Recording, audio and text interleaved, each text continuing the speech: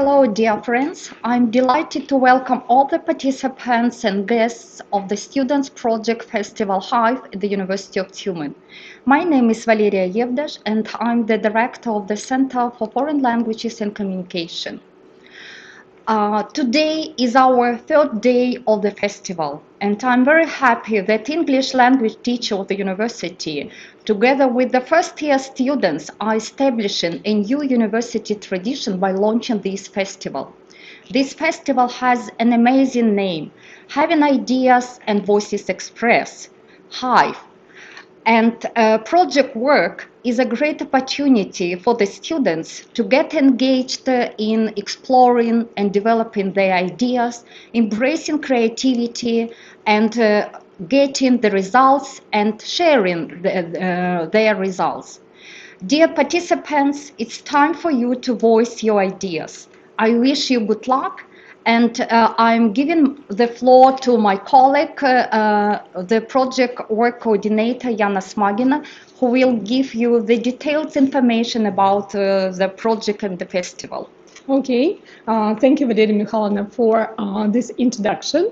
I want to say that today I will be hosting this event, and this is the third time we meet here to listen to and to showcase all the results of project work that students have achieved through the year of studying languages at the university.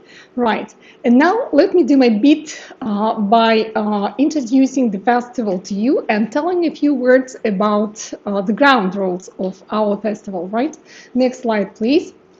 Okay, to give a tribute to today's participants, I want to say that today we will be witnessing the presentations of students who have advanced level of language proficiency, and this is of course quite a challenge for them to present the results and the findings of their works to you, but I have no doubts that they will leave us all flabbergasted and taken aback by their top-notch presentations. Next slide, please. Right, to tell a few words about HIVE itself, a festival that we embarked on last week. I want to say that actually supposedly this festival might become an annual tradition of our university, cherishing language studies and project work implemented in EFL courses of the university.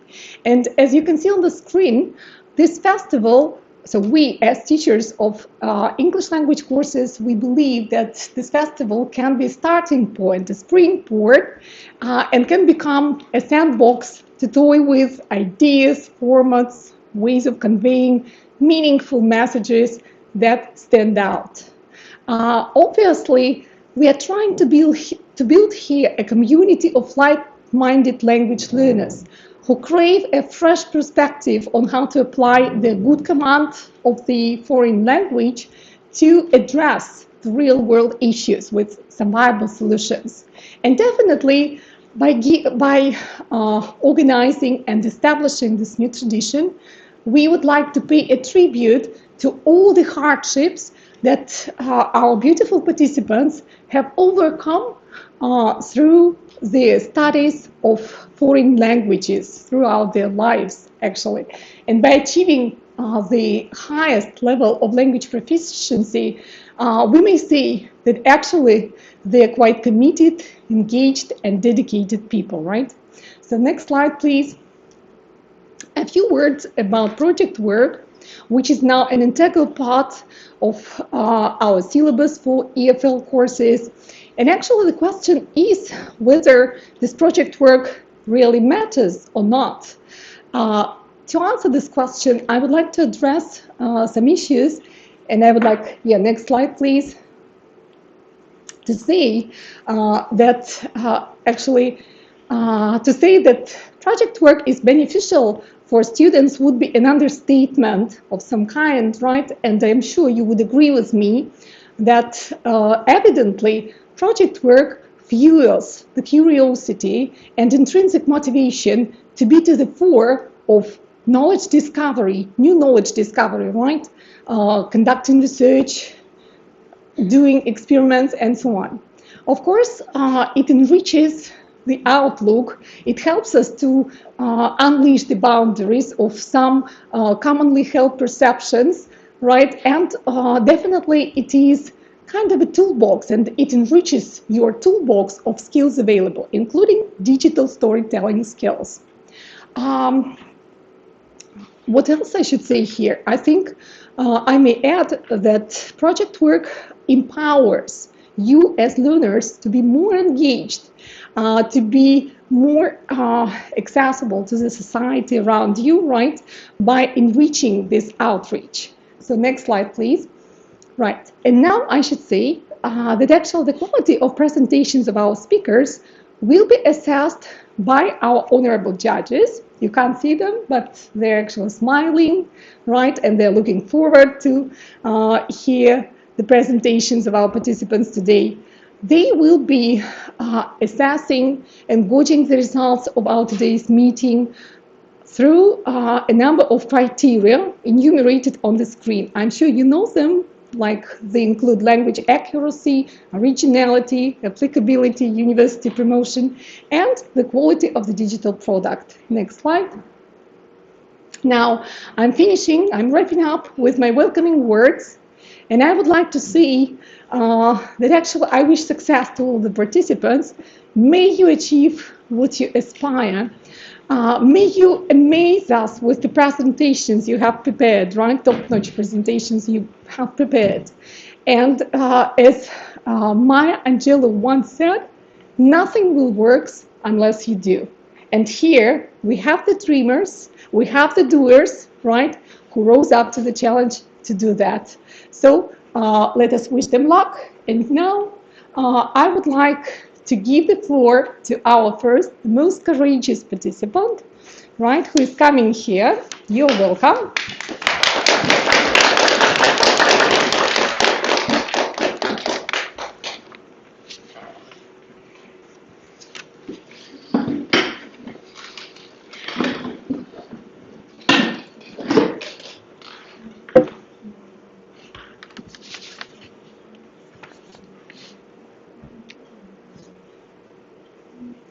You may start by introducing yourselves. Okay, thank you. Good evening, everybody. My name is Tamila, and this is Polina, and our major is International Relations. Hello everybody again, my name is Ainura and my major is Regional Studies. So today we are glad to be heard at this festival. And the topic of our project is creating an internationally friendly environment at the University of Tumen. According to the statistics, only in 2019 the University of Tumen admitted applicants from 21 countries. About 380 international students got into the University of Tumen. Today, this number is still growing. Therefore, it's in our responsibility to make the University of Tumen more hospitable for outlanders so that they would feel more comfortable here. However, the feeling of international students and their adjustment to the new academic environment are significant issues nowadays.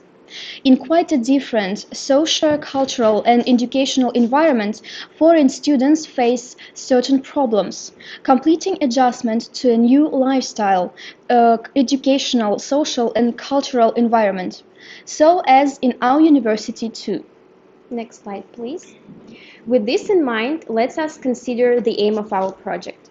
It's promoting integration of foreign students into the new socio-cultural environment at the UTMN, which implies creating more favorable conditions for international learners to get involved into the process of studying here. Next slide, please. Speaking about the relevance of our project work, we can claim that nobody before us has ever raised the issue of international students' integration into Russian society at our university. Of course, the Association of International Students continues working with body.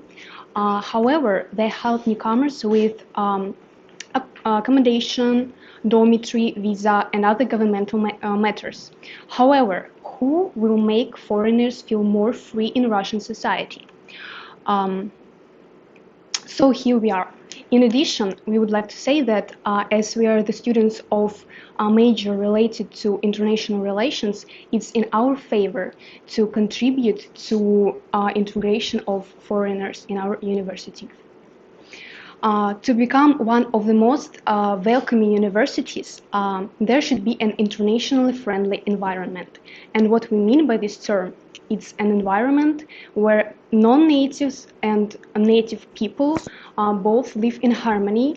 They are accustomed to different habits, worldviews, and perceptions of foreigners, and foreigners adjust to customs and habits of the country they have come in.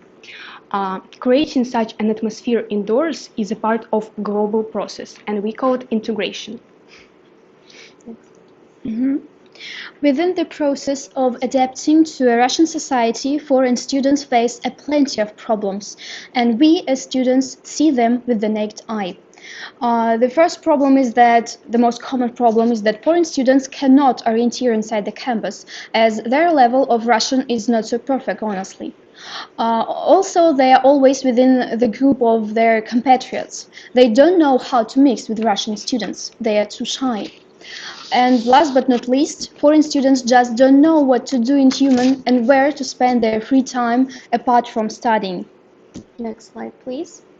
So, to evaluate the current situation with integration inside our university, we have asked a group of international students.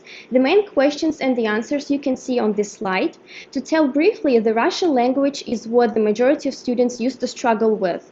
Of course, they learn Russian, but the very fact that our institute accepts international students presupposes some inside transformations in buildings like English signs, stands, events connected to their majors, and etc.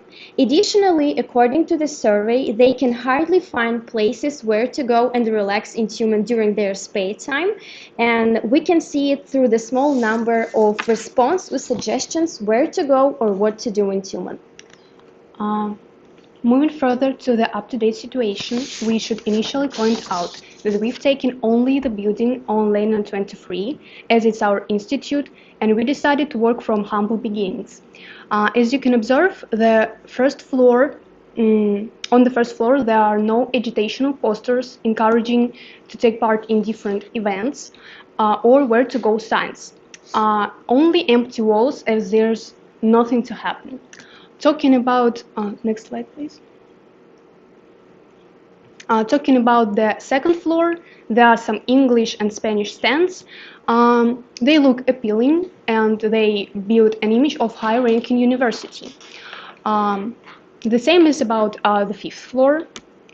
As you can see, there are modern classrooms and some pictures, but there are just few of them.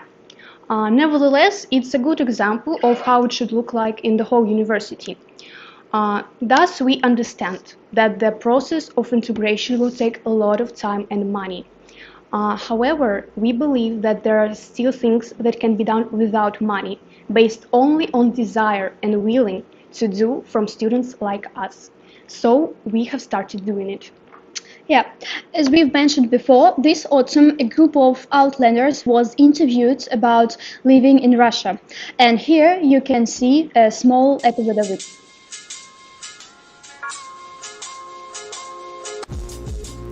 I always have a hard time communicating with people. Dan speaks Russian. I know just здравствуйте, как дела? Just это. It's like with adapting to the culture, like a new culture, new people, new faces. So you need some time to actually, get used to that. I was growing this fear of going outside. I didn't want to go out. You sometimes afraid of interacting with Russians. The teachers work with us look like we Russian. Mm-hmm. No one speaks English. The main issue is just adapting to the new environment. Read about the university, read about the people, because people it's not the same. Well, it's a cut version, and indeed this interview gave us a summarized view of the current situation and both predetermined our future proposal and made us think about creating a website, an English website, where any foreign students would be able to find the information about previous and future events, where they could see a closer communication between us and them. So, truly, creating this website was a long process that took months and is going to take more and more time. Well, what do we have there for the time being? First of all, the campus guide with powerful, colorful pictures. Secondly, we have attached some photos of us from the trip to the Museum of Russian History. Wait a minute.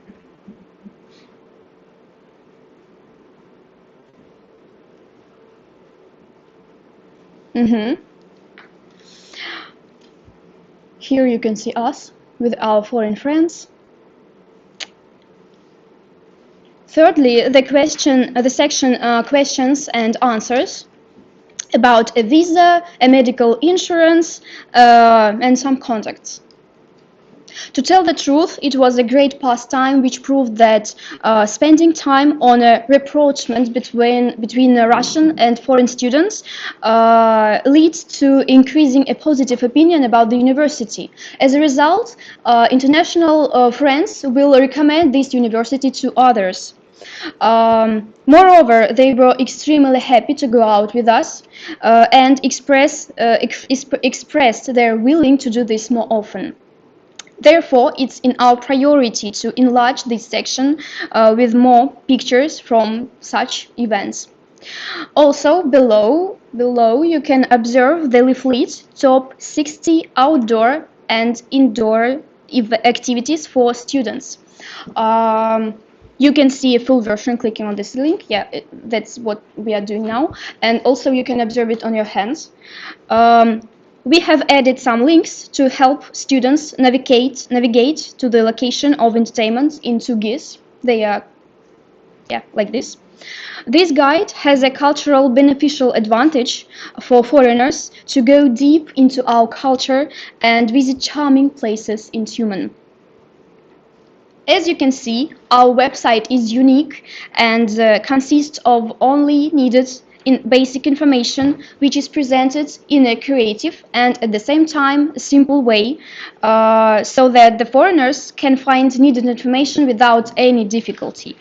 In addition, here they can find a big variety of places and activities of which they even have no idea about. Now let us introduce our proposal to you. So get back to our presentation, please. Yeah. And next slide. To start with, we are to make the administration pay more attention to the environment inside our building. There should be English signs where to go, a few boards with students' opportunity in English, of course. The department names should be in English as well to orient easily. And also authorities have to provide international students with a bigger number of activities they can participate in. And the last proposal is spreading QR codes linking to our website, so as more students join and find needed information there. Heading to the summary, we recognized that the University of Tyumen has done a lot for international students to feel more comfortable. However, that's not enough. We are convinced that we, the first-year students, can also contribute to integration of foreigners with the help of authorities, of course. This topic is reserved for future work, so we will continue investigating other hardships of newcomers. And we are willing to turn all our ideas into reality. So that was the end of our speech. Thanks a lot for your attention. Thank you very much for being so proactive and enthusiastic for changing the world around you to be better. Thanks. So it matters really. Thank you very much. Thank you. And now we're welcoming our next participants, the team. Right. Team members are coming.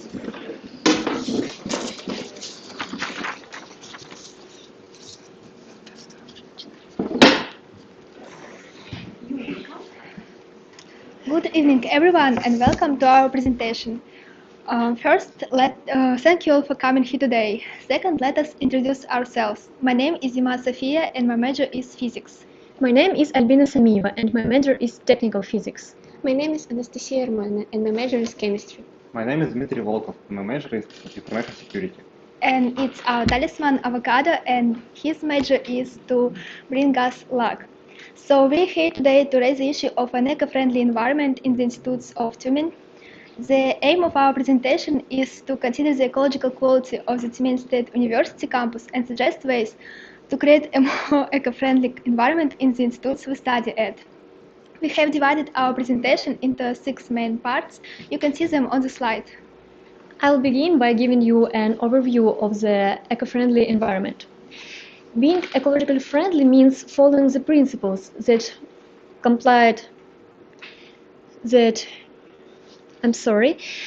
being ecologically friendly means following the principles that claim reduce, minimal or no harm upon the environment. Environment is not only the place where people live, it's also conditions that affects how you feel and how effectively you can study. Ecology helps us understand how our actions affect the environment and provide new knowledge that is vital for our effective study at the university. A journey of 1,000 miles starts with a single step, and beginning being more eco-friendly starts with ecological thinking and ecological education. What is it?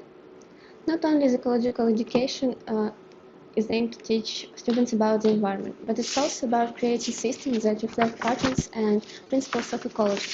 Ecology is a basic discipline that must be taught regardless of students' education profile, and it should contribute to the formation of ecological thinking, which includes the recognition of man's place in nature, the realization of the problem revealing the interaction between a man and biosphere, the choice of new valuable orientations and strategies of environmentally responsible management.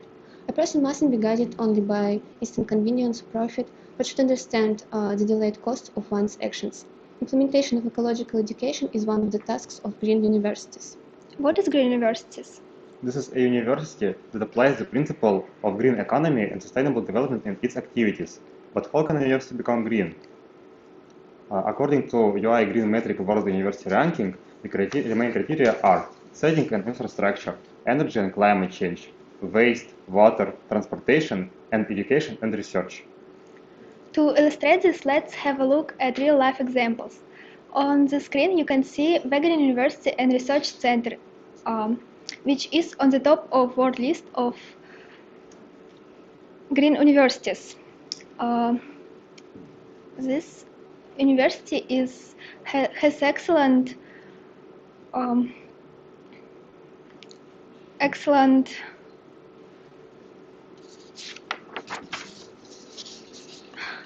excuse me, has excellent sustainability record, and it's dedicated to waste recycling and water treatment itself. It also implements a lot of energy projects that aim to reduce an impact on the climate, and this university generates its own renewable energy by using windmills, solar panels, and more. Sadly, our university isn't included in this list, but it's in the Association of Green Universities of Russia, which will be discussed next. According to the methodological guide from the Green Universities of Russia, main criteria are environmental courses, interaction with authorities, scientific research grants, participation in environmental activities, and some others that you can see on methodological guide. The first place in Russia ranking is occupied by Bashkir State Agrarian University. This university practices resource conservation and efficient waste management. Moreover, it organizes various environmental events. For instance, in February of this year, a campaign was held to collect waste paper. Moving on now to Tümen State University, can you tell us what is the ecological situation in our university? I guess we have some problems here, so let us consider the UT case. What's the real situation at the institution we study at the Institute of Physics and Technology, Institute of Mathematics and Computer Science, and the Institute of Chemistry? This is Sonia. Every day she goes to her favorite institute to get the knowledge, but she doesn't expect what environmental problems are waiting for her ahead. Sonia has lessons in the basement, creepy pipes, dripping water, that's what she always sees. The classroom is stuffy, and it drives her up the wall. By the way, students can't open windows in the classroom, so there is no possibility to breathe fresh air. After a lesson, Sonia is thirsty, but the trouble is that there are no water dispensers with pure water anywhere. That's why Sonia drinks imaginary water from an imaginary water dispenser. Joking aside, but Sonia still wants to drink. She bought by herself a bottle of water and drank it. She's going to throw the plastic bottle in the common trash bin. Stop! There are special trash cans for plastic and paper in our institute. As many students as possible must know about them and dispose litter properly. During the break, Sonia decided to get some fresh air and enjoy the greenery. But instead of green grass and trees, she sees this. Moreover, she can see some construction site. Finally, lessons ended, and Sonia goes home. She takes off the disposable mask and almost throws it out. But such masks aren't recycled. Sonia should take a cloth mask and pay more attention to the environment. We conducted a survey among 106 students and resolved following results on particular questions. As you can see, students are dissatisfied of small number of plants, lack of water dispenser, and bad air quality. But as they say, not every cloud has a silver lining. So let's turn back to the key case. Nowadays, our university is a partner of Association of Green Universities of Russia, and our team is called HIVE. It also has a page in social networks. Installing trash cans for paper and plastic was the idea of this community.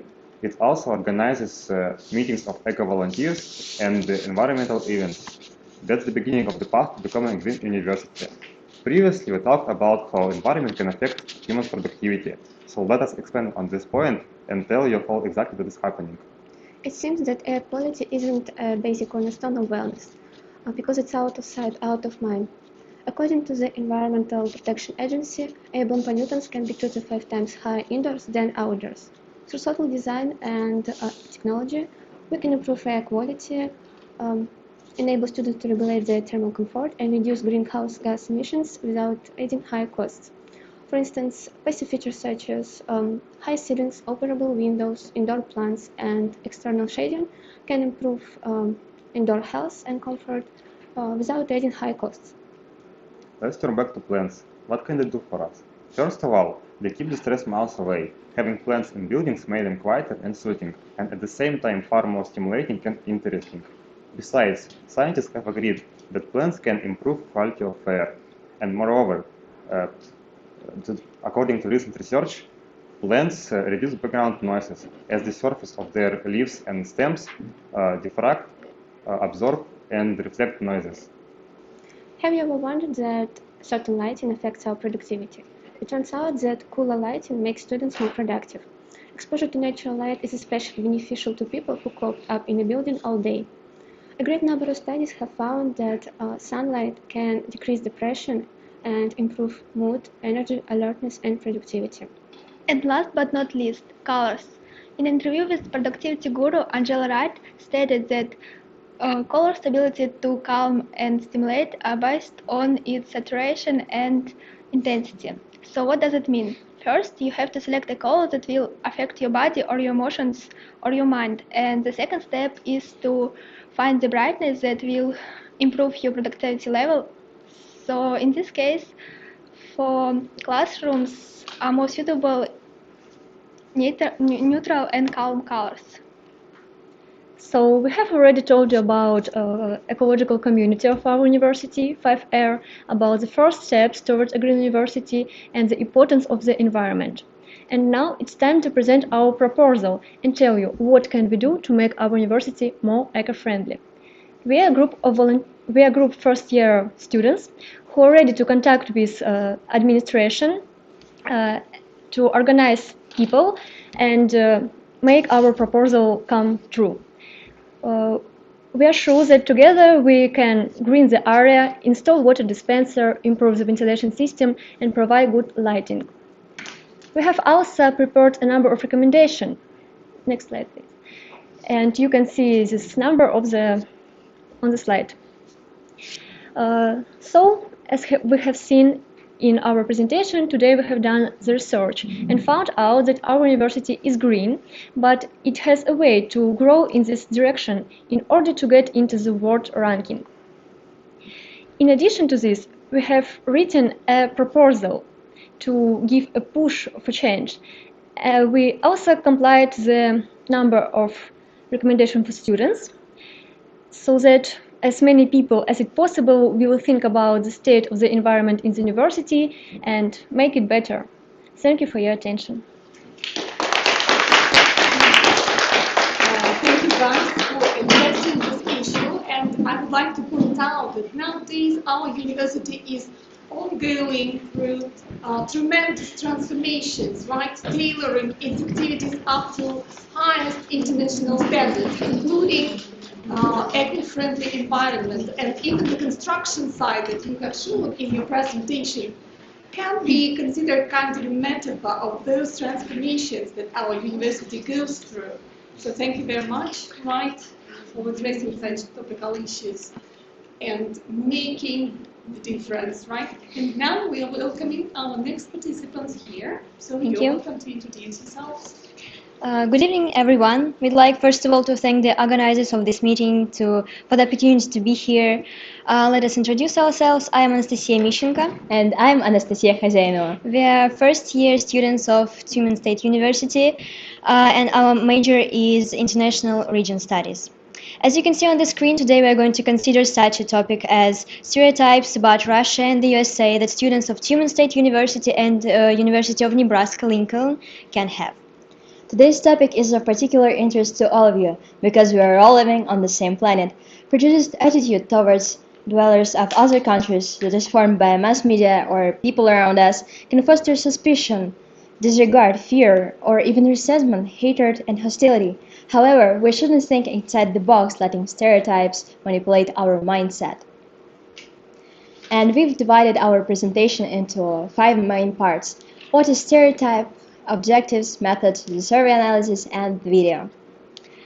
So I'll begin by filling you in on some background information, but before that I'd like to ask you a question, the following questions.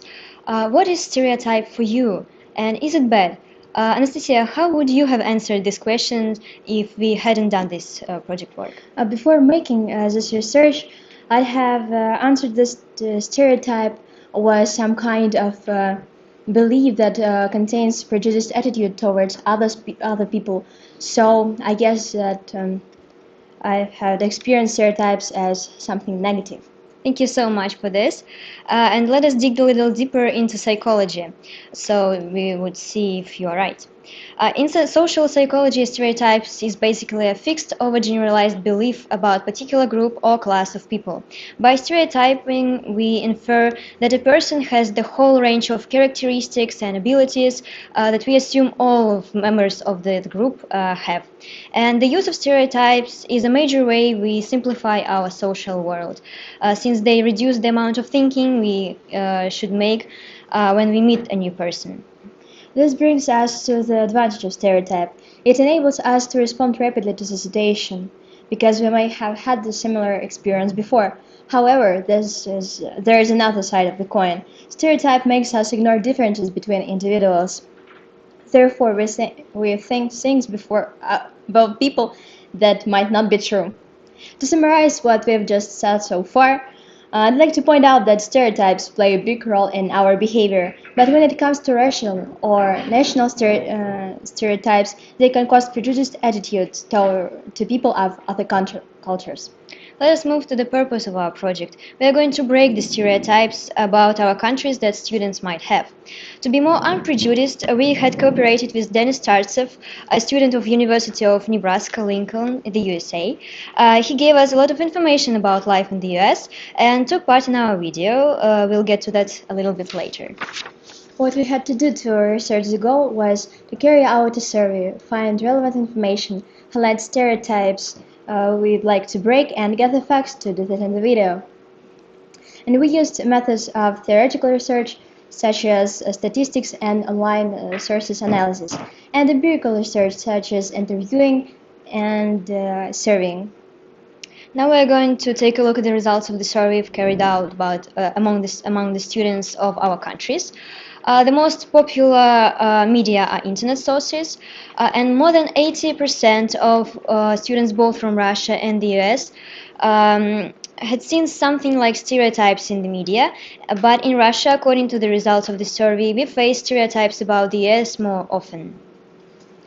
As you can see from these diagrams, Americans get more influenced by what media say about Russians than Russians do when it comes to the US. We suppose this is due to a lack of the information. Americans do not usually research about Russians that much. So we and our colleagues have chosen some of the stereotypes we could find and made a video in new style to break them. So this video was originally made for our Russian English speaking club, where American students try to speak Russian, and we obviously try to speak English. And that's why in the video Denis speaks Russian, and we had to make the voiceover in English, so that's why you'll hear only our voices. Stereotypes are everywhere in the media. Do Russians drink vodka instead of coffee, and are Americans that bad at geography? Is it true that American girls don't care about the way they look, and Russian girls care about it too much? Stay with us to know. It's English channel and the news with Anastasia Mishchenko. Russia is often described as one of the most drinking countries, with vodka as a favorite drink. However, alcohol consumption by Russians has dropped by half over the past decade and now sits at a level that is lower than some Western countries such as Germany or France. Young people tend to go to bars and drink something less serious than vodka, such as wine or beer. The next common thing we can hear about Russians is that they are always grim. Well, our mentality is actually different from Americans. Smiling to strangers can be seen as weirdness. We will actually look suspicious. But it doesn't mean that we are rude or that we don't smile at all. Someone said we don't spend our smiles on everyone. Only special people deserve it. More about the reason for the stereotype, Anastasia Khazyainova. Hello, Anastasia. Hello, Anastasia. On top of that, Hollywood's demonization of Russians is still happening. From the sadistic former KGB operative in The Adventures to the Russian evildoers in Good Day to Die Hard, there has suddenly been no shortage of Russian villains on the screen recently. Actually, depicting Russians as villains has a long history, but this stereotyping takes on a particular ideological inflection during the Cold War, when you get the association with not just Russia but also Soviet communism. Nowadays, scholars see Russian President Vladimir Putin's tough stance as the reason for the skirting percent of Russian villains. На кого ты работаешь? На Лермонтова, да? Он все еще думает, что мы должны через него толкнуть наш товар?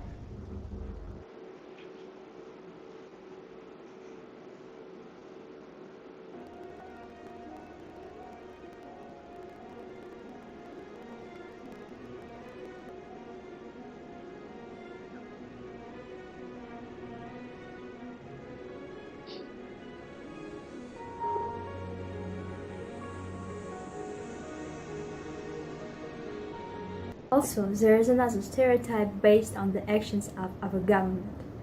Over the past 20 years, Russian President Vladimir Putin has aligned himself with the socially conservative Orthodox Church and has enacted legislation and purposed defense of traditional values.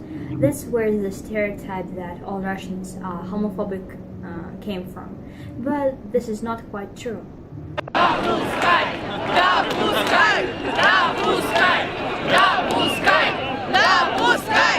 Я считаю, что права человека должны защищать все. ЛГБТ – это защита прав человека.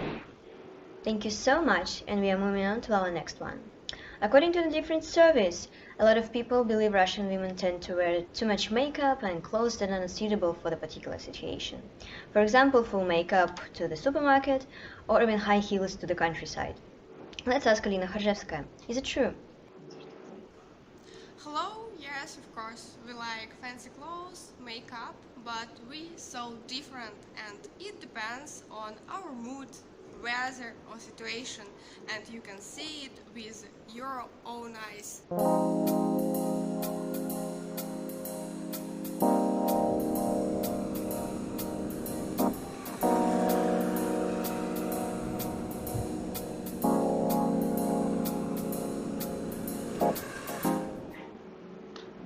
I definitely haven't seen extra makeup or clothing. Thank you, Alina. We've discussed some of the stereotypes about Russians from the US. Let us now turn to those that we have here in Russia about Americans.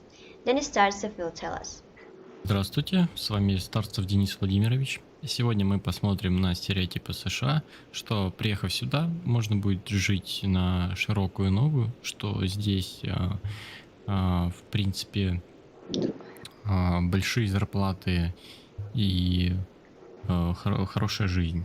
На самом деле это не совсем так. Можно посмотреть даже просто на цены. Вот, допустим, обычный хлеб — это самый простой хлеб, который просто для тостов. Он стоит $3. А обычный хлеб, который кушают люди без тостов, он стоит около $5-6. И его нужно покупать именно в пекарнях. Дальше мы можем видеть самые основные затраты американцев. Это, получается, проживание и insurance, в общем, страховка. И можно видеть, что страховка начинается для одного человека начинается от $199. При этом эта страховка не будет покрывать ни зубного врача, она будет покрывать только совсем уж какие-то критичные случаи и не то полностью. То есть медицина здесь очень дорогая. Допустим, один зуб вылечить у дантиста от кариеса, допустим, он будет стоить около $700-1000. И можно видеть, что цены на жилье тут достигают от $1000 на одну спальню. При этом это достаточно такие студенческие варианты. Вот. И при этом зарплаты в моем, по крайней мере, штате, средняя зарплата является где-то около $2500-2500. Можно посчитать, что еще страховка на машину уходит, страховка на человека, пропитание, и остается на самом деле в сухом остатке не так уж и много. И, как правило, американцы живут по кредитам, и эти кредиты нужно тоже выплачивать. Поэтому в сухом остатке остается очень мало денег. Мы знаем, что есть стереотип о том, что девушки в США некрасивые, но на самом деле это всего лишь стереотип. И вот даже если посмотреть на Google картинки, можно видеть, что мы видим прекрасных девушек, и при этом они разных национальностей, разных рас, и выглядят они так же симпатично, как и в России. Многие американцы не знают знания географии. Сегодня я либо подтвержу, либо опровергну. Here we go. Where is Romania? I don't know. Okay. Spencer, where is Slovakia? Eastern Europe. Where is Estonia? Estonia? Estonia. You should know it. Estonia is in Europe somewhere. Thank you, Dennis. I'd like to leave you with the following thought. Generalization does not usually work. One person cannot be the true image of the whole nation. We will cover more stereotypes in our next episodes. Stay tuned. Goodbye. Back to presentation. And next slide. Thank you. I'd like to finish with something Nigerian writer and feminist Chimamanda Ngozi Adichie said. The problem of stereotypes is not that they are untrue, but that they are incomplete. The one story becomes the only, and the consequence of the single story is this. It robs people of dignity. It makes our recognition of our equal humanity difficult. It emphasizes how we are different rather than how we are similar. Thank you so much.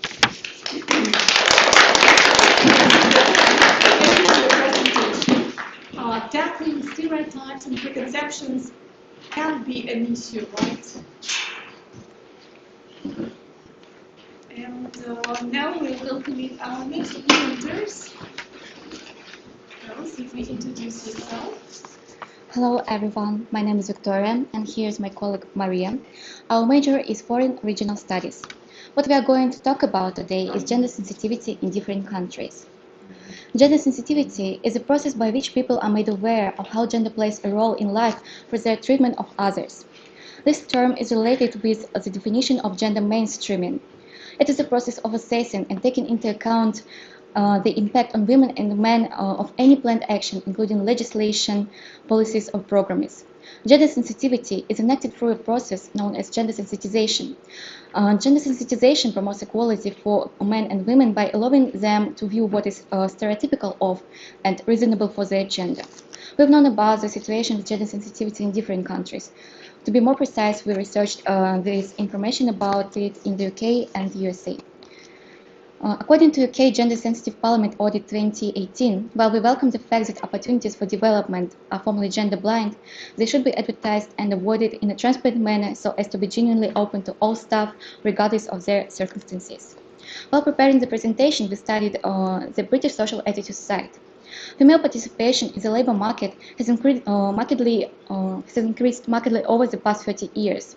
Both men and women in Britain's couple families now tend to work, albeit with women often working part-time when their children are young. Let me use a graphic to explain attitudes to gender roles in the UK. In the mid-1980s, close to half the public agreed a man's job is to earn money, a woman's job is to look after the home and family. Just 13% subscribe to this view now.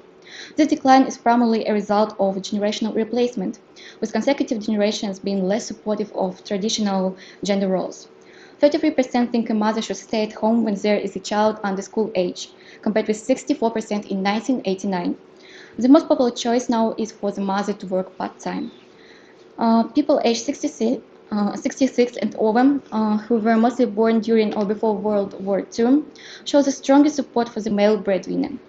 Yet, as in the early 1990s, women still undertake a disproportionate amount of unpaid labor within the house and are much more likely to view their contribution as being unfair. Women report spending an average of 13 hours on housework and 23 hours on caring for family members each week.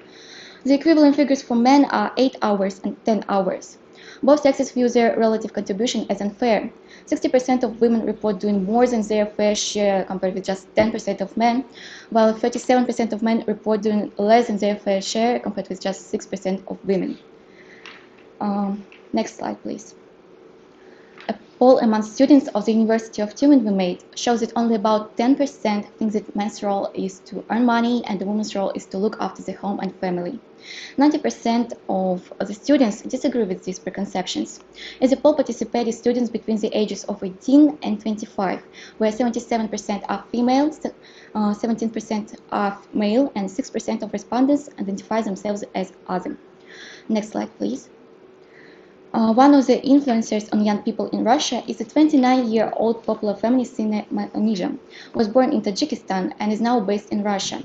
She is also a social activist fighting against gender-based violence and advancing the rights of refugees and migrants. Last year, her mother, who is a psychologist, and she launched a mobile application to help victims of domestic violence. She says, "We need comprehensive projects that will help women and men seek help." Now I'm giving the floor to my colleague Maria. Thank you, Victoria. Next slide, please.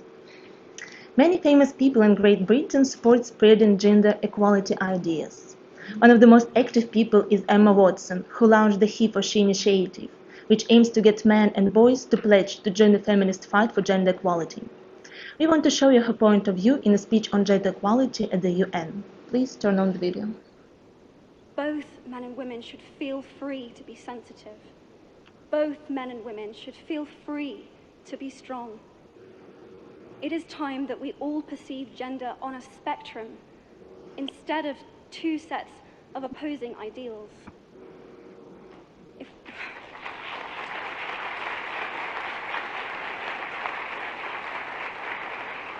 If we stop defining each other by what we are not and start defining ourselves by who we are, we can all be freer. And this is what He for She is about. It's about freedom. Next slide, please. So what about the USA?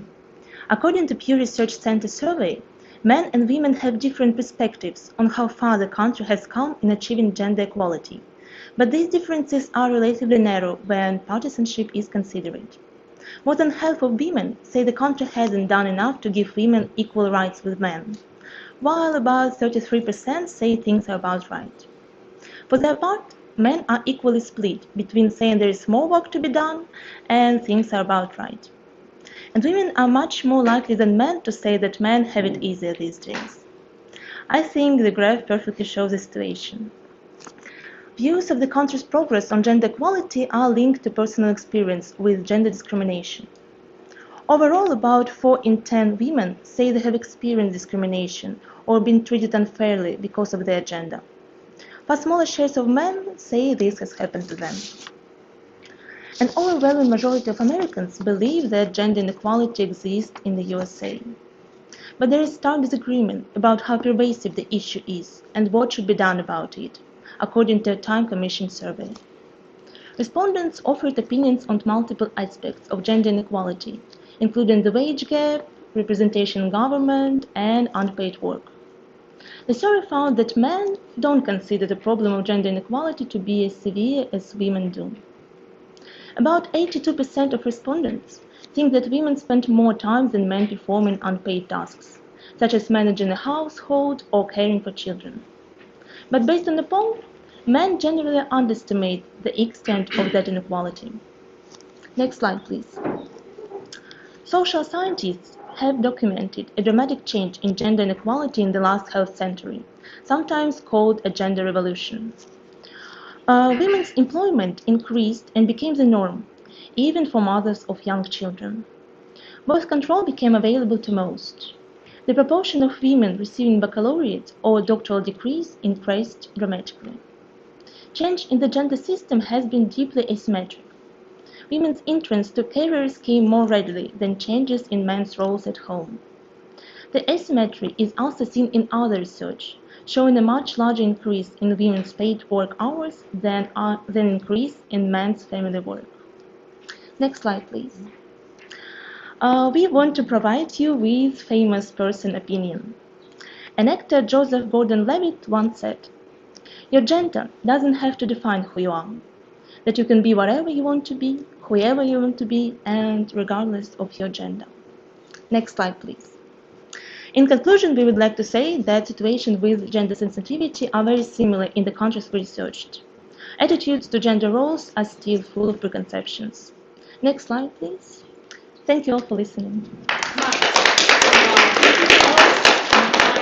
I think now our country is forging ahead on this issue, right? So we are trying to tackle the preconceptions and prejudices against gender roles in the society and so on. So we are welcoming our next participants. Gentlemen. Right. ready to present themselves, to introduce themselves. You're welcome. Yes, good evening everyone. We are glad to see you. Let me introduce members of our team. Ruslan Amarov, Danil Bazanov, and Alexander Dorovikov. Today we are here to raise the issue of creating a disability-friendly environment in Institute of Mathematics and Computer Science. And together with you, we will see the challenges disabled students face while studying in our institute and provide our vision of solving certain problems. Next slide, please. Here is the outline of our presentation. It consists of 6 main parts. The next slide, please. As famous Swedish writer and blogger said, you understand that I'm a person who happened to be in a wheelchair and not a wheelchair in which a person happened to be. We are sure that neither disabilities nor any infrastructure issues may be an obstacle for getting an education. The next slide, please. So let us begin by watching the film we made.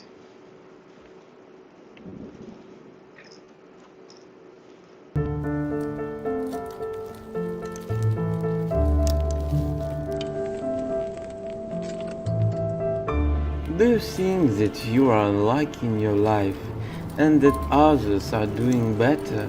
Look at me. I'm not complaining, but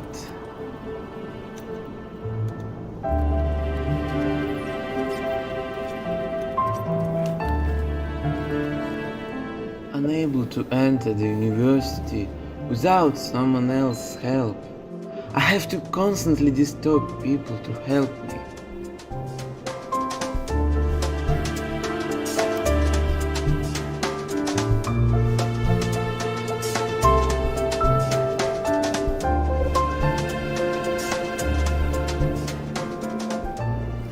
Go to the toilet? Even this turns out to be a difficulty for me, because I cannot step over the threshold as everyone else does.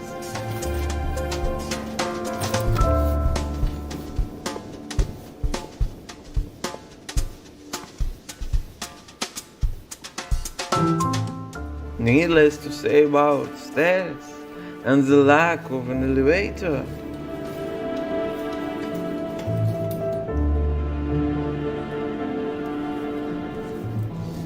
I can wash my hands that are constantly tired of driving a stroller, if, of course, I can reach the distributor.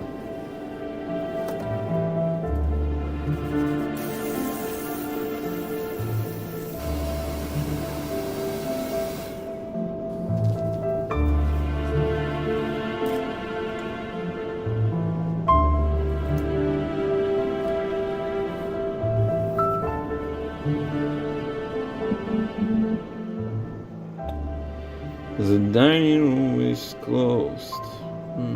However, I don't think I could have carried the tray to the table on my own.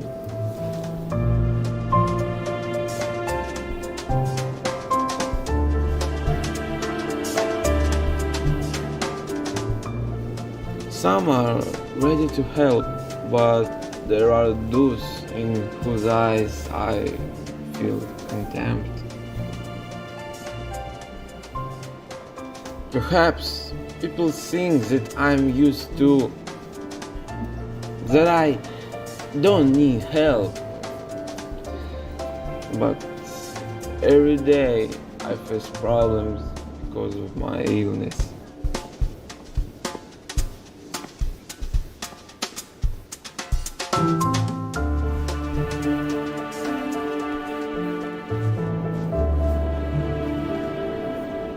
Get out and get some air. I could walk down the ramp if it was.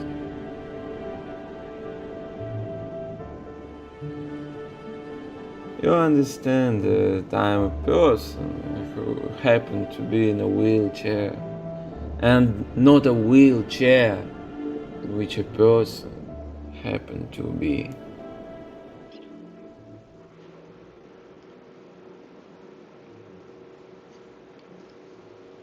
Okay, next slide, please. Having examined the experience of disabled student, we formulated our project's driving question. What can we do to make the learning environment in our institute better, more accessible for the disabled people? Next slide, please. We aimed our project to investigating the experience of disabled students at the university in relation to their access to various facilities. Of course, in accordance with the goal, some objectives are set. The next slide, please. We decided to find and interview people with disabilities studying in our institute. To be honest, it wasn't that easy to find them. This is Igor Dubov. We asked him to share the problems he constantly facing with us. You know, it's so hard to realize that there is such an equality between people, and we also found out that there are more disabled students studying at IMCS, about 5. Having talked to Igor, we realized that disabled students have to face a lot of problems in the course of studying, so we need to think about different methods of educating them. Next slide, please. Well, and on this slide, we want to introduce you the methods in which people with disabilities can get an education. The first one is online, in other words, distance learning. We have already gone through the stage of total quarantine, and we can safely say that such a way of getting an education in our institute already exists. The second one is offline, precisely when students come to the university and get knowledge directly.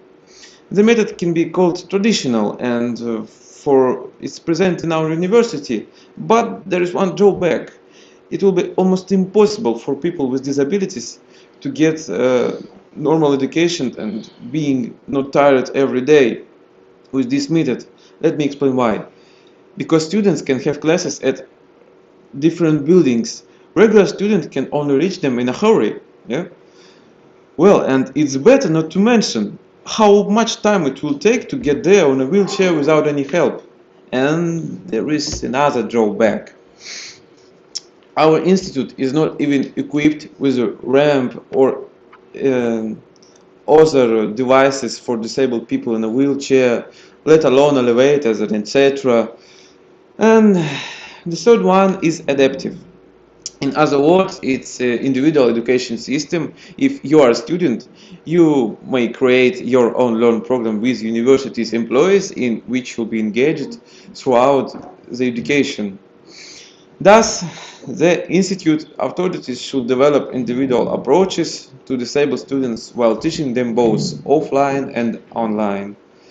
Let's now turn to comparing the current situation between Tomsk and UT. Next slide, please. So, as you can see on the slide, the IMCS does not fully provide accessible learning environment for disabled people. The University of Tumen does use special devices, and the staff members are qualified, but there is still lack of elevators and access ramps, and we do not see disabled people take part in the university public life. It is obvious that we should go ahead implementing particular strategies to create a disability-friendly environment in our university. Next slide, please. So, in our opinion, the possible solutions can be consider the classroom layout. Ensure that there's enough space within the classroom to allow a student with a disability who use a special assistive device, such as a wheelchair, to move around freely. Take into the account the exterior layout. In any area where stairs have been placed, an adjustment wheelchair ramp must accompany them. People with disabilities should be able to safely enter the building and safely use all the facilities within it. The next is accessible toilets. Most toilet stalls are not spacious enough to allow someone using a wheelchair to enter and close the door. That is why it is necessary for standalone, easily accessible toilet to be built. And the next one involves people with disabilities and the university public life. Disabled people are the same people as we are, so students with disabilities should also take part in the university and even the city public life. Next slide, please. Yes, according to the Russian Federation legislation, there are two laws which were adopted in 1992 and 1993, and they both named on measures to create an accessible living environment for disabled people, and in the decree of the government of the Russian Federation. These laws provides the rights for disabled people. So in every building, whether it's education or not, there has to be entrance or ramp or elevator for disabled people that provides the movement. Next slide, please. To conclude, let us briefly overview the key points of our talk. First one, a MAX doesn't fully provide acceptable conditions for disabled. We made an experiment and experienced a lot of difficulties. Our creative video film highlighted various serious social issues. To sum up, every young people has a right to get higher education, and the University of Tumen does a lot ensure a safe learning environment for all students in general, but at the Institute of Mathematics and Computer Sciences there is not enough equipment to cater to the needs for people with disabilities. It's not possible for many of them even attend classes. We are going to continue our research, and our proposals are made to improve this learning environment at our institute and university in general.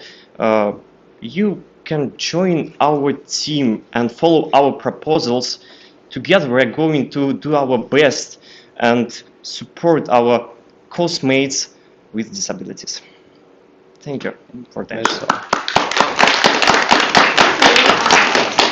Thank you, guys. And as you know, now in the Institute there are 10 works, and I'm sure that proposals like yours will be taken into consideration, right, by those who are actually in charge of the construction works which are ongoing at your institute.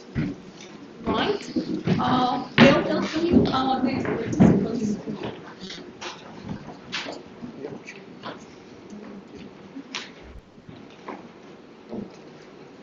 Right?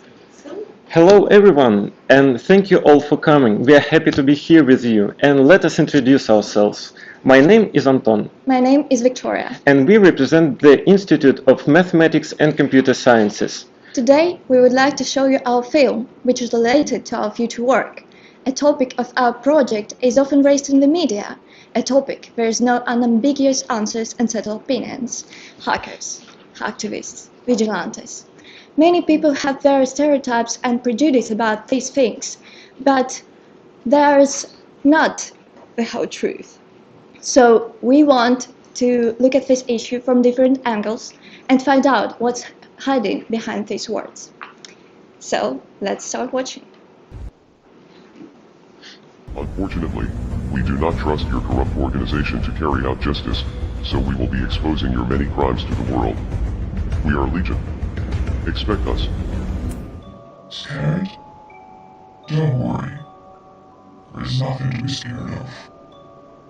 Not yet. Hello everyone. My name is Victoria. My name is Anton. And today we want to talk about hacktivists. We want to know what is the role of hacktivists in our society. Are they criminals or not? Should they go to jail for their actions? And in order to answer these questions, or at least get closer to the answer, they will follow our plan. First, we will talk about the definition of vigilantes, hackers and activists. What types of them are there? What are they doing? What is their purpose? Secondly, we will tell you about a well-known group of activists to show you an example of their activities. Third, we need to know what the legal penalties are for hacking attacks and how exactly the government is trying to deal with them. Then we will show you the results of our survey to understand what society thinks about activists. We will share the opinions of other people from social networks. So let's start, shall we? We live in an age of the technologies and the internet. The internet is one of the greatest inventions of the mankind.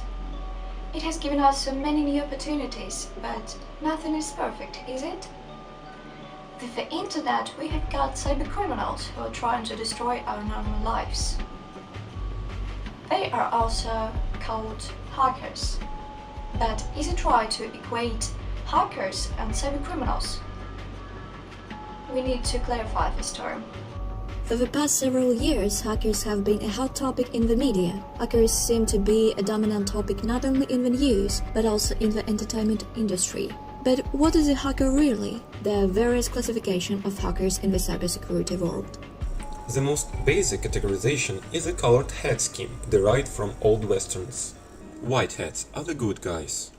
They can be ethical hackers that hack organizations only to inform them of their security flaws and give advice on how to remedy them. Cybersecurity consultants can either be categorized as white hats or blue hats. They will help with the identification and correction of organization security flaws. Furthermore, they can consult or audit with regards of regulatory compliance, but only if they get paid.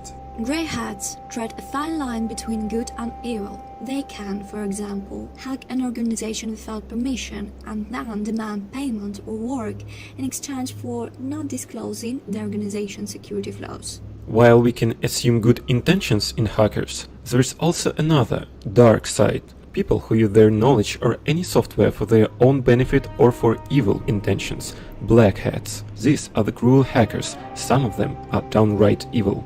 So, as you can see, not all the hackers are bad guys. Well, black hats are definitely bad, but white hats are good guys. As for grey hats, they are not good and not bad, they are neutral. And at the moment, we are most interested in them, because they are a fine line between good and evil, and so-called activists are grey hats. Due to the variety of meanings of the term, hacktivism might be difficult to define. It's often considered as a type of cyber-terrorism or hacking. Moreover, it gets even more confusing when some nation-states operate under the guise of hacktivism in order to pursue their own objectives.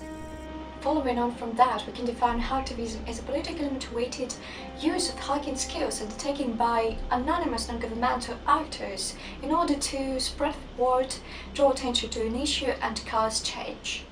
Nowadays, we have a large number of hacker groups, but we are interested in those who aim to help and fight for justice. According to the results of our survey, the most well-known group is Anonymous.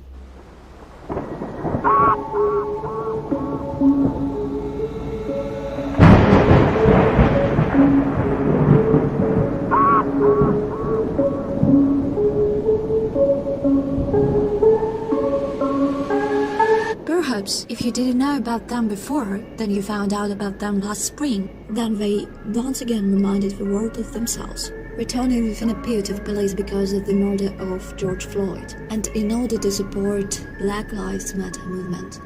In general, Anonymous appeared in some way by accident. Again, it all started with small actions, namely trolling. From jokes, willingness to benefit and show protest was born, and from that, hacktivist movement Anonymous was formed. The first operation of Anonymous was Operation Chronology. In January 2008, a promotional video, Message to Scientology, was uploaded to YouTube in which Tom Cruise propagandized Scientology and said rather absurd things. Anonymous subjected the church website to DDoS attacks and called the church phones. And then something happened that no one expected. Hacktivists came out to protest in front of the church buildings. Many, inspired by the footage of the protest in the film V for Vendetta, put on the Guy Fawkes mask. And from that day on it became the symbol of the movement. The protest continued for another year. After that, they carried out a number of other major operations that changed the course of things. Helped to fight the tyranny of the Iranian government. In 2009, the Iranian government began to suppress the activities of the opposition on the internet. Widespread censorship has prevented many Iranian citizens from freely communicating on the internet. A group of hackers has provided Iranian citizens with much needed advice on how we can circumvent censorship and use the internet freely. Fight for LGBT rights in Uganda. In 2009, a bill was proposed in Uganda that proposed that anyone found guilty of a crime such as homosexuality should be sentenced to death. Anonymous didn't stand aside and hacked the website of the Prime Minister of Uganda. They also warned the government that attacks will continue until the situation changes. Unfortunately, the bill was still passed in 2014, although, according to its final version, homosexuality is punishable by life imprisonment, not death. The war against child pornography. In December 2007, Anonymous assisted in the arrest of Chris Forkant, an internet hunter and pedophile. Forkant's arrest was made possible by members of the group posing online as children to gather evidence against child molesters. All the data was sent to law enforcement agencies. They also fought against companies that provided web hosting services to criminal sites. In addition, the group hacked a number of other websites hosting child pornography. Anonymous has a lot of similar attacks, and of course we do not remain without attention both from society and government. Almost everywhere, any crime in the IT environment is criminalized, so hackers are initially criminals. But a hacker in the Russian Federation can be prosecuted only for two reasons, and only under the following circumstances. The hacker gained access to legally protected information or used malicious software. At the same time, he was caught red-handed, or there is evidence that is him, which is extremely rare. The first bill establishing criminal liability for crimes in the field of information technology was developed in the United States in 1977. Based on this bill, the Computer Fraud and Abuse Act (CFAA) was passed in October 1984, the main legal act establishing criminal liability for crimes in the field of computer information. Subsequently, it was repeatedly supplemented. In the UK, the Computer Abuse Act has been in force since August 1990. The first paragraph of this act concerns unauthorized access to computer data. It establishes that a person commits a crime, then he uses a computer to perform any function with the intention of providing access to any program or data contained in any computer, if this access is knowingly unauthorized. This is government's attitude to hacking, but what is public opinion? For example, here is what media personalities say about the anonymous group. Gabriella Coleman has compared the group to the trickster archetype and said that they dramatize the importance of anonymity and privacy in an era when both are rapidly eroding. Given the vast databases track us, given the vast explosion of surveillance, there is something enchanting, mesmerizing, and at minimum thought-provoking about anonymous interventions. We noted a fired road in 2011. I will confess up front that I love Anonymous, but not because I think they are the heroes, like Alan Moore's character Wee, who inspired Anonymous to adopt the Guy Fawkes mask as an icon and fashion item. You're never quite sure if Anonymous is the hero or anti-hero. The trickster is attracted to change and to the need for change, and that's where Anonymous goes. But they are not your personal army. That's Rule 44. Yes, there are rules, and when they do something, it never goes quite as planned. The internet has no neat endings. We also conducted a survey among our entourage to find out their opinion about hackers and hacktivists in general. To the question, do you think all hackers are criminals, 93% of the survey participants answered no. I don't think all hacking is a crime. I think it all depends on the specific situation. If information is harmless and humorous, why not? But if it involves personal information, it's definitely wrong, although it also depends on the situation. If the leaked information shows a person's true face, especially if it is a famous person who speaks to a large audience, then I would even call it a necessity. To the question, how do you feel about those who administer justice on their own? Why? People responded as follows. It depends on what kind of justice you mean. If it's leaking useful information and figuring out the perpetrator in order to help the authorities in catching him, that's even a good thing, I guess. But if it's brutal lynching without trial, then I rather have a negative attitude towards it. Indeed, sometimes an unfair verdict is passed and you want to punish the criminal yourself, but if you're not Major Grom, it's unlikely to work out. So you can see that the majority of respondents are even neutral or positive about activists, and only a small percentage are negative. From this we can conclude that for many vigilantes in the IT field are not villains, so should they be punished in this case? After all, their skills can be very useful in catching real criminals, and they can be very useful in the service of the government. The other question is, will we want it? In In conclusion, hackers are an integral part of our lives, and we're unlikely to be able to get rid of them, whether we want to or not. Therefore, we cannot belittle the importance of their role in our society, because, as we have found out, they can bring great benefits. And it's up to you to decide whether hacktivists are heroes or villains. Maybe after watching our film, you will be able to draw your own conclusions. Anyway, thank you for your attention. Thus, let us conclude. Hacktivism is a very controversial phenomenon. While other skeptical people think that hacktivism is more likely a bunch of teenagers trying to hack and attack government websites online, still there are some people that think that they, hacktivists, become a real political force which does indeed make changes. In addition, we'd like to present to you some infographics what we have prepared, in which it contains that the most significant information about the most famous hacktivist group in the world, Anonymous, as well as the glossary of the most used terms. And this is where we want to end our presentation. Thank you all for your attention. Thank you. Thank you guys for this revealing presentation, making all of us aware of the topical issues like cybersecurity and so on. Right, thank you very much. Now we're welcoming our next participant. I'm happy to greet everyone. I am Arkady Kraslev and I'm majoring in computer science and mathematics. Let's wait for my presentation. The name of my presentation is Optimal Life. Next slide, please.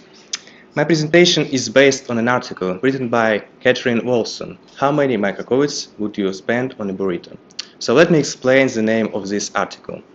Let's imagine situations that you are going from university or from home to, from university to your home and wanted to grab some food on the way. You go to a nearby food shop, you see cashier, people in queue, you see workers in kitchen, and all of them might wear masks, but do they wear their masks properly? They probably wear a mask down to their chins. That's not effective, and the thought might cross your mind, like, what chances that right here and right now I would get a COVID-19? Such thought crossed Catherine Olsen mind too. Next slide, please. Catherine Olsen is a worker in Silicon Valley. She's worked with big data and information gathering and calculating. She's currently living in a big house with other 6 housemates, and after situations that I explained happened to her, she thought how to keep it fair and square between each of housemates, how to make them to experience the same amount of risks every day. So she started digging and she started researching, and she came across Ronald Howard. Next slide, please. Ronald Howard is a professor in the former Department of Engineering Economic Systems at Stanford University. This man in the past wrote a work for a Pentagon where he calculated all the probabilities of human being dying in every situation, like when you're walking and dog attacks you, when you're sleeping and a meteorite hits your house, like every situation. And such situations are so rare and hard to grasp with usual value of percentage, so Ronald Howard created his own value, which is called micromort. Next slide, please. Micromort is 1 in a million chance of death. For example, dying while you're doing activity of scuba dive equals 5 micromort. It means 5 in 1 million chances of death. So actually, you can measure with micromort every activity in your life.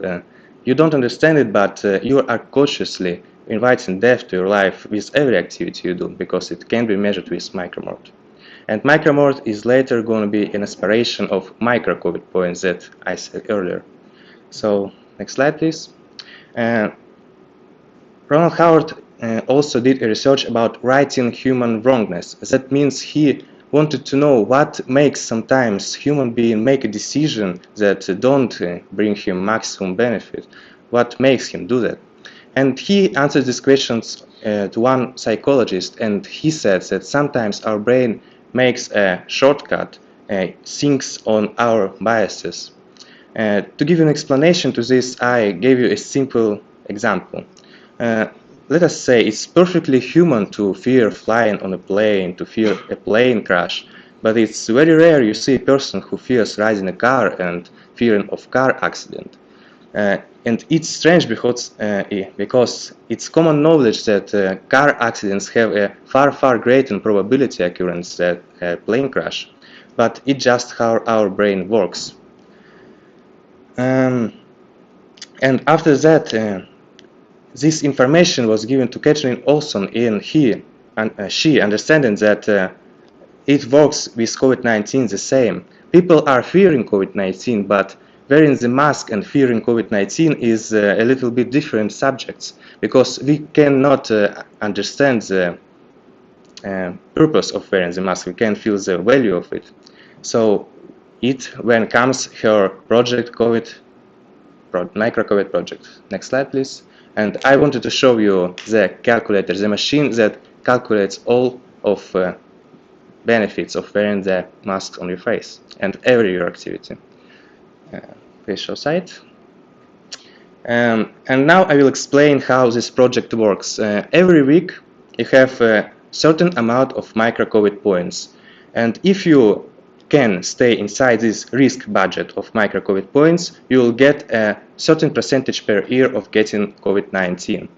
Her idea was of getting 200 risk budget micro points per week. If you can stay inside this budget, that means you will get 1% of getting COVID-19 per year. That is small. But let's be real, we are just humans, and we usually don't wear masks with our friends. So I decided to calculate such gathering with our friends. And show you how calculator works. So firstly, we are picking our country or region. For us it's Russia, Tümen region. And you can pick pre-made scenario, but I picked and asking the questions how risky is some gathering activity or errand.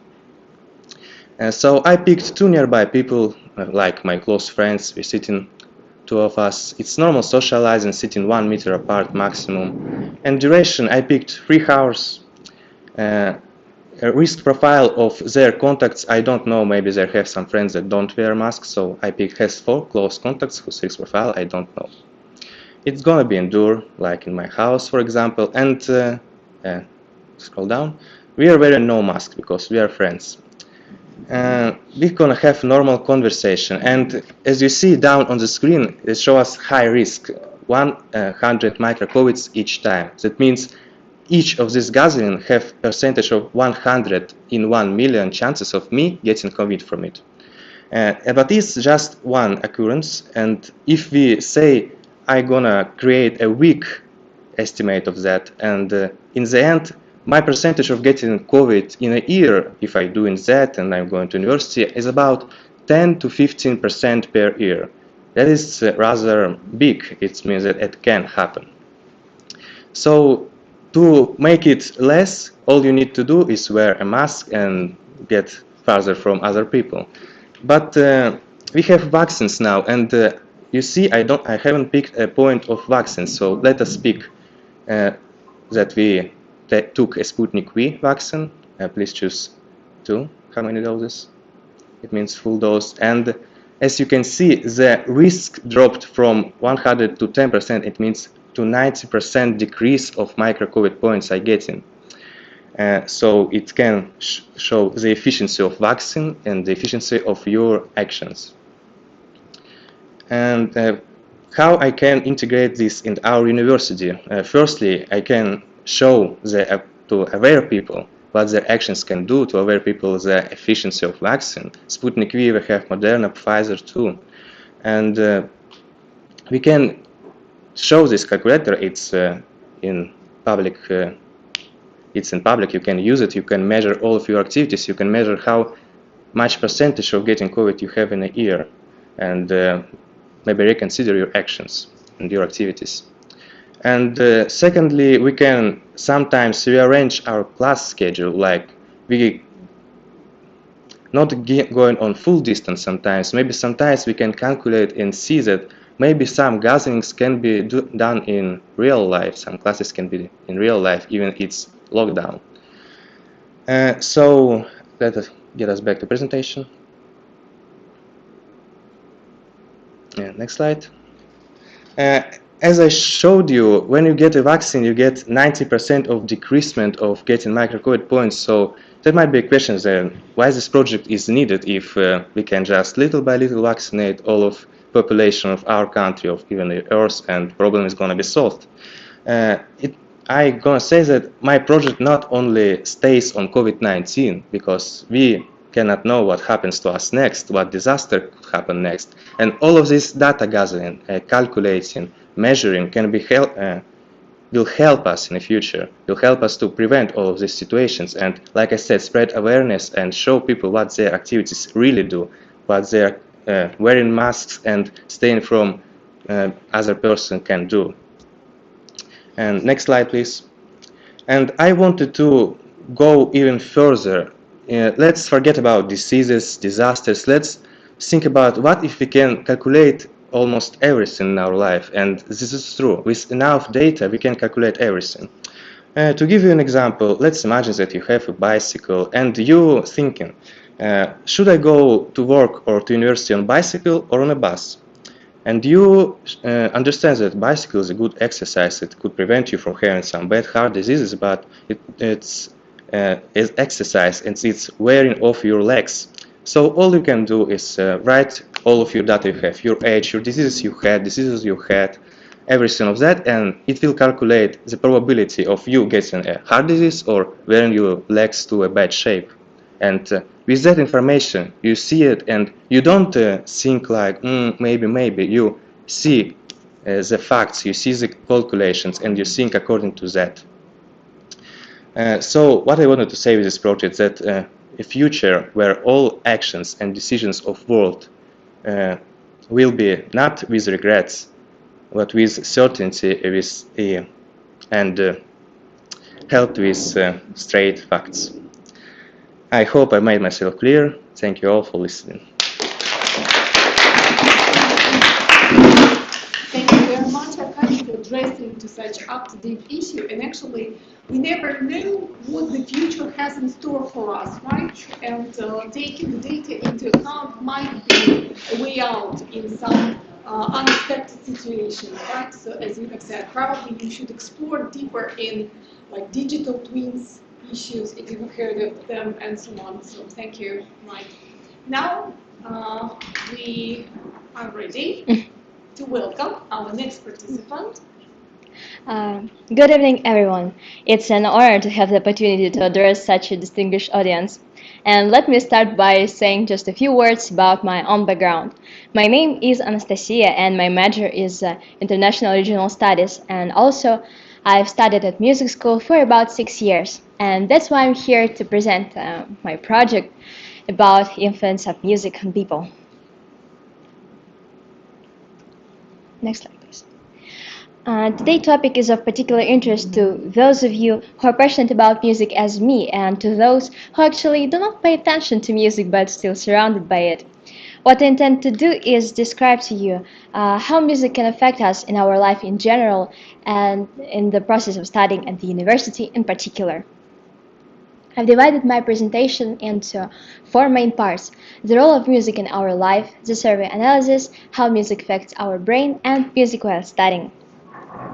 I'll start off with a quote of the great philosopher Friedrich Nietzsche: "Without music, life would be a mistake," and personally, I fully agree with his statement. Moving forward, music is present in every part of our lives. It has been a form of communication and frequently captures the essence of our culture and history. Of course, it's reflected in the language, so I decided to give you some examples of idiomatic statements related to music. The first one, swan song, that means the last action. Change your tune, that means change your mind. The third one, tune music, that means it'll chatter.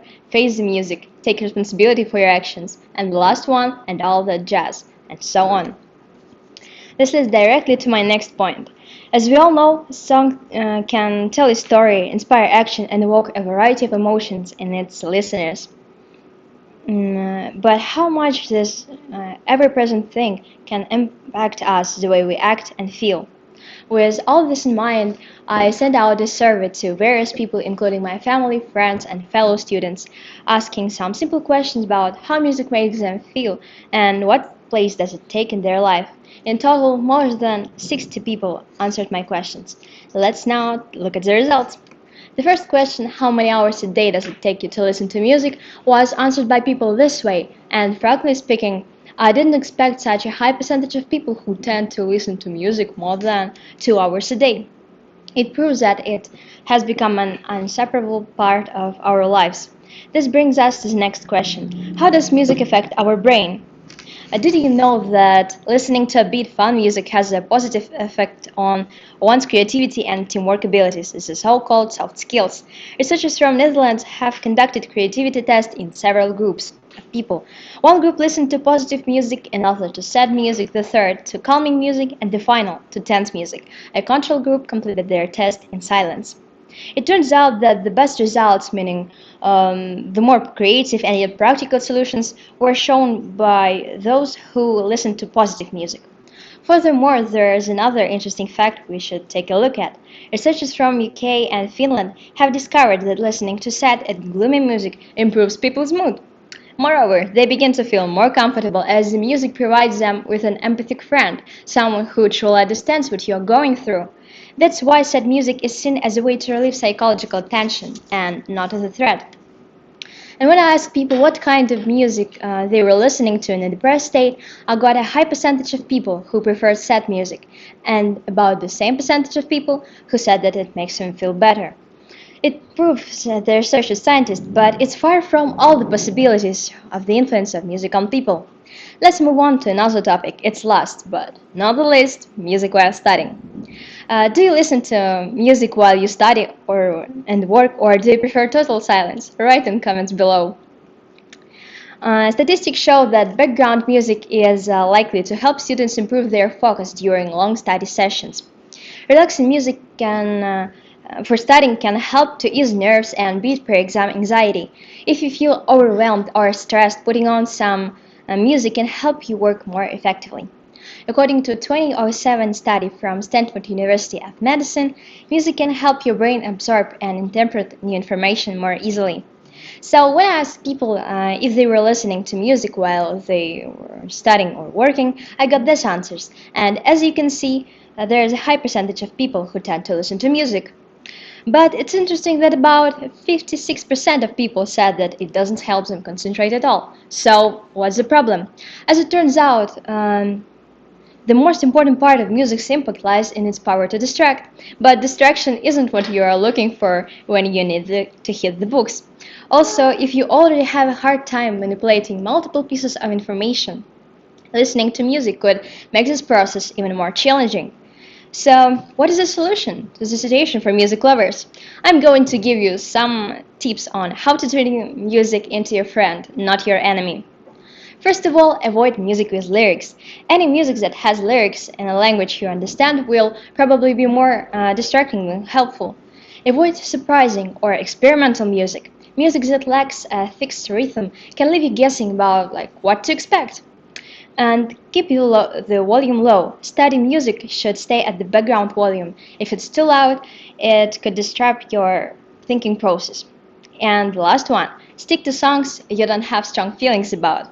Listening to music you either love or hate can affect your ability to concentrate.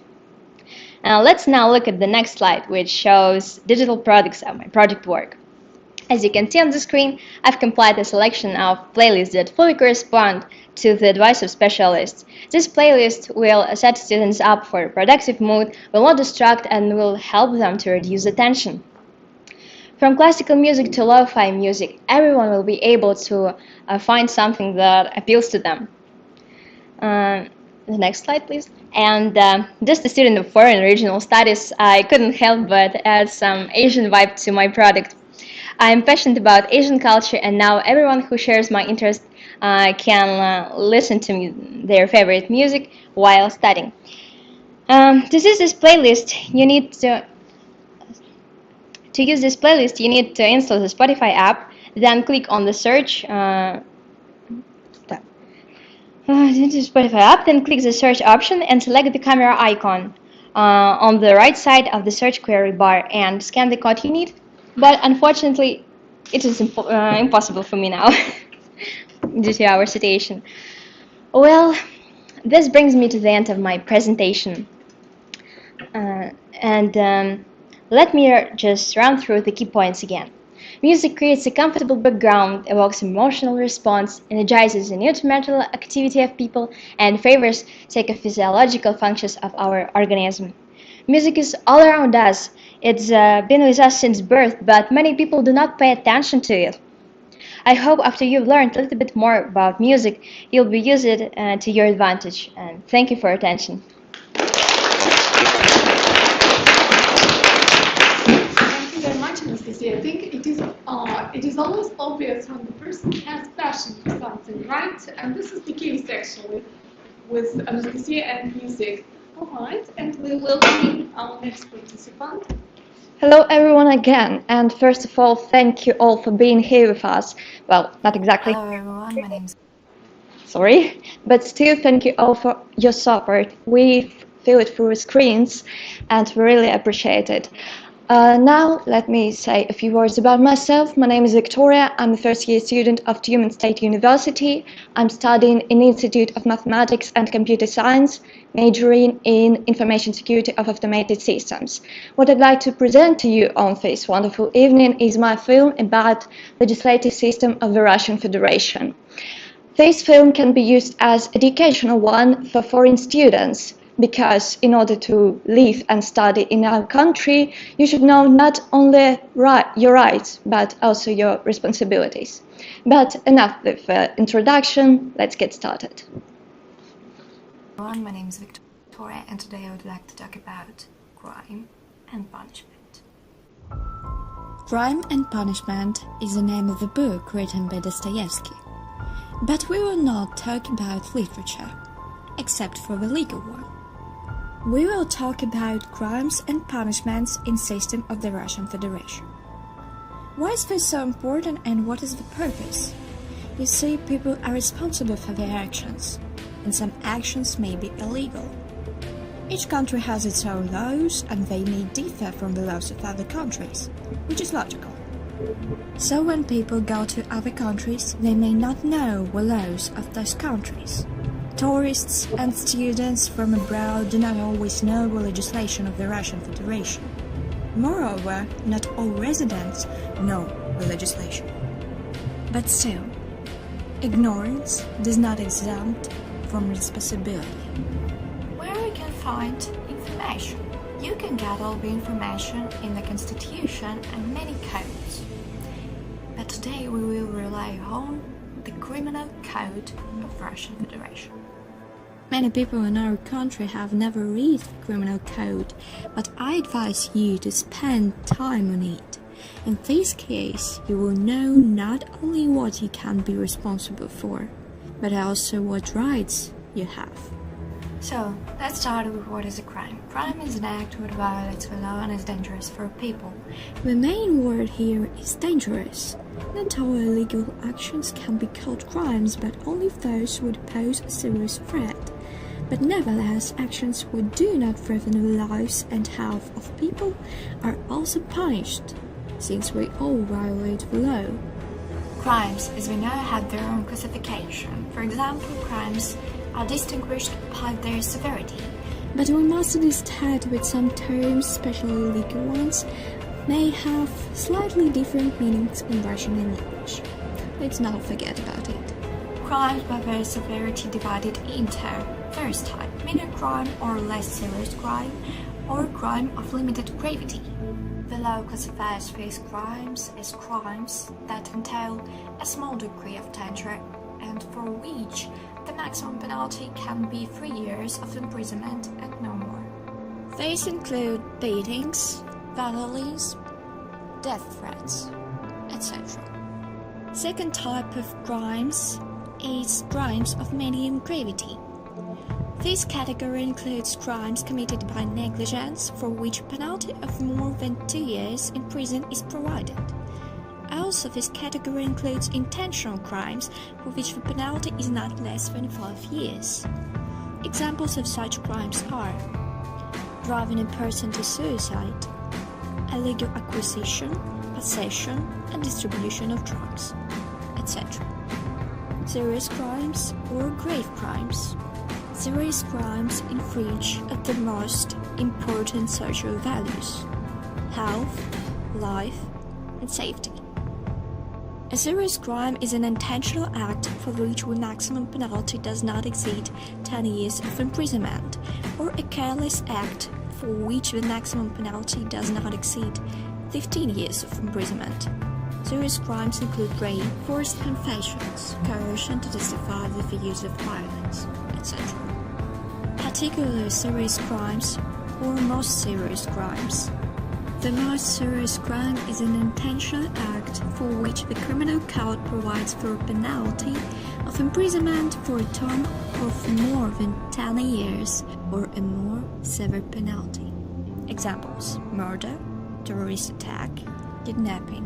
Despite the clear division into categories, often people who have committed crime under one article can have a different penalties. Why is this happening?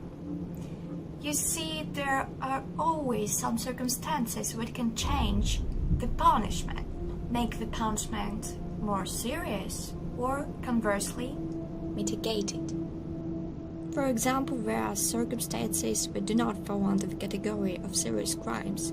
There are several such circumstances: self-defense motive, execution of an order, unintentional injury during detention. In such cases, the term of imprisonment will be lower when defined in the code. We have just talked about several types of crimes. Of course, there is still a huge number of them, because crimes are divided into other categories, by target, by subject. But what about the punishments? We only talked about the deprivation of liberty. But in the Criminal Code of the Russian Federation there are 12 types of punishments. There are groups into which punishments are divided: basic and additional, which are used in the combination with the basic. There are the following types of punishments: loss of the right to hold certain posts. It means that a person will not be able to work in some areas. Community service, restriction on military service, and many others. The most serious penalty is life imprisonment. The death penalty does not apply in our time. And we come to a conclusion. I'm sure that knowledge of rights and laws is very important, because all of these affect our lives. And now you have just watched a small film which is only an introduction to the legislative system of the Russian Federation. Absolutely all the information about the legislation is almost impossible to cover, because there is a lot of it. There is a lot of circumstances, situations are considered from different sides, and all of these are constantly changing. I advise you to read legal literature yourself if you're interested. And that's it.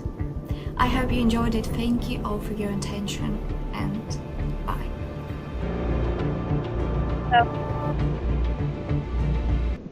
This is the end of my movie, but as you heard, I have talked about some types of crimes and punishments, but it should be clear that this is definitely not all that could be said, because our country is huge and the system of Russia is not so simple. So I hope that after watching my movie, you have an urge to learn more.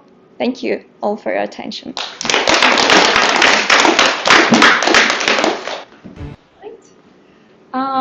Okay, now this is me back. Actually, our next participant, due to COVID restrictions, was not able to be here, and this is Varvara. She's a freshman of the University of Tumen, majoring in international studies. Now, I would like to ask our support team to turn on her video about memes. Hello everyone, the topic of my presentation is memes and the world. The purpose of my talk is to illustrate how simple videos and pictures influence on our life nowadays, and find out, are memes the new way of getting information or not? Is it convenient to get pieces of news from a meme? So meme, what is it? The anthropologist says that a meme is an idea, behavior, or style that becomes a fad. and spreads from person to person within a culture, and often carries symbolic meaning representing a particular phenomenon or theme. The word theme was coined by Richard Dawkins in his book The Selfish Gene, as an attempt to explain how ideas replicate, mutate, and evolve. But what is an internet meme? It's a type of funny information in digital format that is spread via internet, often through social media platforms, and especially for humorous purposes. The concept of the internet meme was first proposed by Mike Gordon. I'd like to give you an overview of common characteristics of this funny phenomenon. First, the shape of humor is permanent. All patterns remain from one meme to another. Second, one meme refers to another. It's called intertextuality. So, as a result, we can see full overview of the situation in the world. Third, memes contain not only a joke but also a certain opinion. Finally, they cover issues that are relevant nowadays. They always go with the times. They are connected with the social and cultural context. Because of these characteristics, memes are so widespread. Judging by these characteristics, we can say that memes are some kind of media virus, which is very stable, easy to learn, and it spreads rapidly. Let us examine why do we need memes. Many of them appear because of the increasing interest and people's reaction on current political or other situations. For example, the elections in the USA. Their vitality is explained by memes creators' freedom of their opinions. They are the platform for free and anonymous opportunity to disagree and to show people's displeasure with the recent changes. The loss of human interest shows the decrease of the problem's actuality, the lack of motivation to create new memes. For example, different jokes about Barack Obama were appearing during the elections where he took part. But when Donald Trump became the president, publication about Obama was stopped. Or another example, the 2020 presidential campaign of Kanye West quickly became a meme, following its announcement on Twitter with numerous celebrities and influencers endorsing the rapper out of irony. Other personalities began announcing their own satirical presidential campaigns. The increasing importance of memes has been explicitly taken advantage of by some political campaigns. As part of the 2020 US presidential campaign, Michael Bloomberg sponsored a number of Instagram accounts with other 60 million collective followers to post memes related to the Bloomberg campaign. Let's move on to the next part of my research. Let's think about one interesting idea. Can memes become an alternative to blogs about news, TV programs, and so on? Are they useful to learn information? How do people learn about new pieces of news? Do people learn something about global news from memes? Let me show you some diagrams which I have made due to my interview with some students. Now, if you take a look at these image files, you will see that over 40% of respondents use internet articles to get news. According to another diagram, other 85 respondents said that they often learn some news from memes, and approximately 80% of respondents indicated that they consider memes one of the most common resources. Also, only 1/3 of interviewed people trust the information that memes give, because they think that there is a grain of truth in every joke. Survey says that of the half answered that they don't believe that memes can become a real alternative to usual news resources. 87% cannot imagine that memes may form a common opinion about the situation. I've tried to make the overview about the most popular thing now, about the elections in the USA.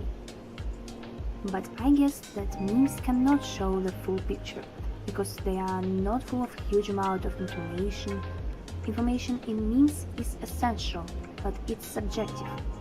So memes may be controversial, and as a result may block the birth of people's opinion. To sum up, I'd like to say that I don't think that memes can replace news sources because of the lack of information and their subjectivity. Well, that's all for now. Thank you for your attention.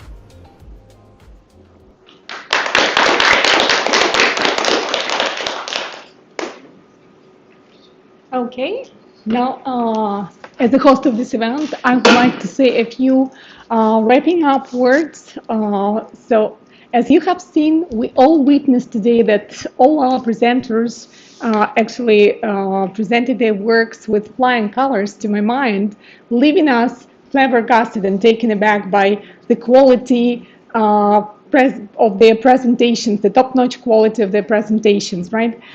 So actually, I think what we wanted to say by this day is that actually it always pays off. Your hardships, your diligence towards language studies, and so on. And by addressing real-world issues, you can make this difference, actually.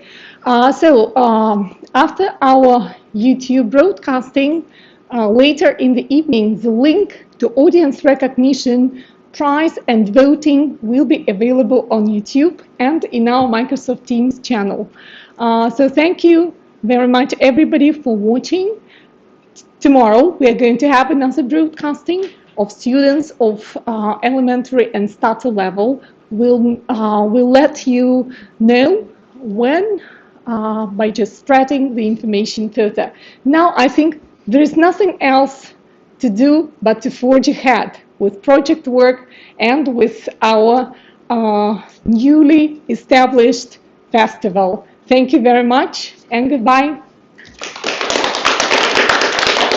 Now we can stop. So have we stopped?